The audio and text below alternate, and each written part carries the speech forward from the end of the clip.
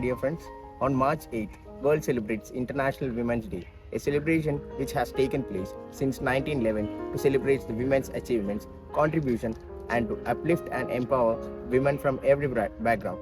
This year, the Women's Day is exploring with the theme of Inspire Inclusion. Can you imagine a day without women in your life? No, isn't it?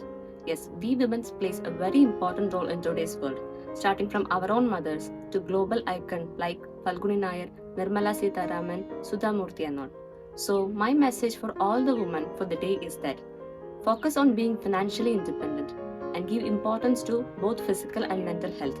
Remember that we girls are born with privilege. Thank you. அனைவருக்கும் இனிய மகளிர் தின நல்வாழ்த்துக்கள். எல்லாரோட லைஃப்லேயும் வந்து important person அப்படின்னா அது ஒரு கண்டிப்பாக ஒரு உமனாக தான் இருக்கணும். நம்ம ரொம்ப லவ் பண்ணுற பர்சன் வந்துட்டு ஃபஸ்ட்டு நம்ம லவ் பண்ணுறது வந்து ஒரு பொண்ணாக தான் இருக்கும். ஏன்னா நம்ம ஃபஸ்ட்டு பார்த்த ஒரு முகமும் சரி, நம்ம ஃபஸ்ட்டு லவ் பண்ணதும் வந்து ஒரு பொண்ணு தான். ஏன்னா நம்ம பிறந்தப்போ பார்த்த முகம் வந்துட்டு நம்மளோட அம்மாவை முகம் தான் இருக்கும். அப்படின்றப்ப நம்ம எல்லா இடத்துலையும் வந்துட்டு பெண்களை ரொம்ப மதிக்கணும். ஒரு பொது இடத்துலையும் சரி, இல்லை பர்சனல் லைஃப்லேயும் சரி, எந்த இடத்துலையும் அவங்களுக்கான மரியாதை அவங்களுக்கு கொடுக்கணுன்றது அது என்னோட கருத்து. மகளிர் தினன்றனால மட்டும் மகளிரை வந்துட்டு அன்னைக்கு மட்டும் வந்துட்டு ரொம்ப இம்பார்ட்டன்ட் கொடுத்து பேசணும் அப்படின்லாம் இல்லை. ரெகுலர் லைஃப்பில் எப்பயுமே அவங்கள மதிக்கணுன்றது ஒரு சராசரி மனிதனோட கட்டாயம் அப்படின்னு சொல்லலாம். ஒவ்வொரு ஆணின் வெற்றிக்கு பின்னரும் ஒரு பெண் இருப்பார். ஆண் உடல் அளவில் வலிமையானவன் என்றாலும் பெண் புத்தி அளவில் வலிமையானவன். இருவரும் இணைந்தால் மட்டுமே மிகப்பெரிய சாதனைகளை படைக்க முடியும்.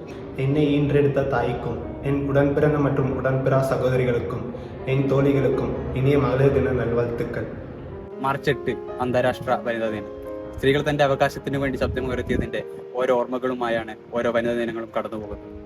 ഒരുപാട് ചരിത്ര ഓർമ്മകളും അതിന് കൂട്ടുണ്ട്.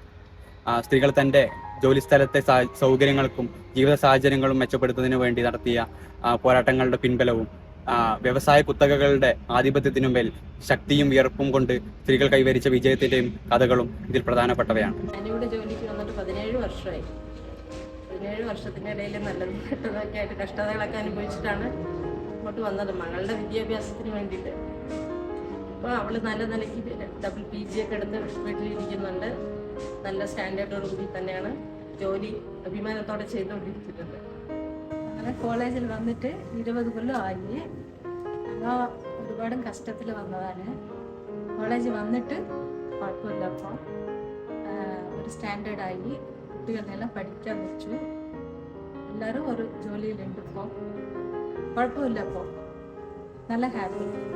വന്ന് ഇവിടെ കറക്റ്റായിട്ട് ജോലിയും ചെയ്യും, ഹാപ്പി ആയിട്ടും പോകും.